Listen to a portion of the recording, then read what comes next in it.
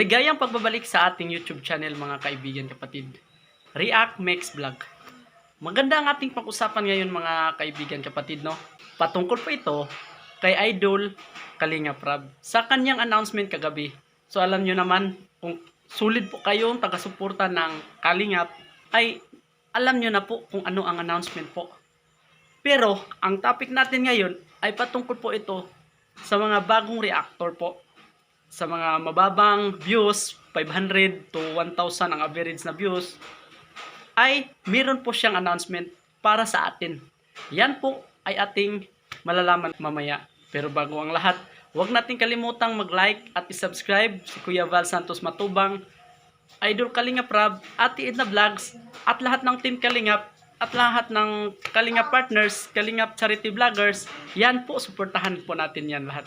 At sa aking mga kaibigan ko dyan at sa aking mga taga-suporta po, silent viewers, silent subscribers, maraming salamat po sa patuloy po sa pagsuporta po sa ating YouTube channel, React Mix Vlog. So tara, samahan nyo po ako mga kaibigan kapatid. 5, 4, 3, 2, 1. Mga reactors na hindi pa naman ganun kakilala o nagsisimula pa lang, wala pong problema sa akin. Walang problema. Gumawa po kayo ng reaction video. Kasi, ba't ko naman pagbabawalan kung hindi pa naman po nakikilala, no? Nagsisimula pa lang. Yung mga views siguro, average ng 500 lang or 1,000. Sige po. Kasi nga, di ko pa naman sila kilala.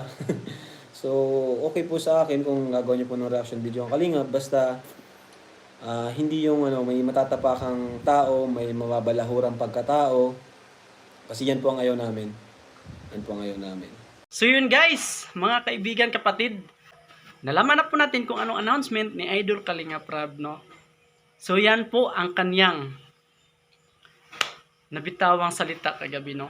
Yung mga bagong reactor po, yung hindi pa po niya nakilala, wala siyang problema. Basta, hindi po makatamak ng pagkatao. Yung mga ikino-content, yung mga inireact sa Kalingap, no? Yan po ay ayaw ni Kalinga Prab.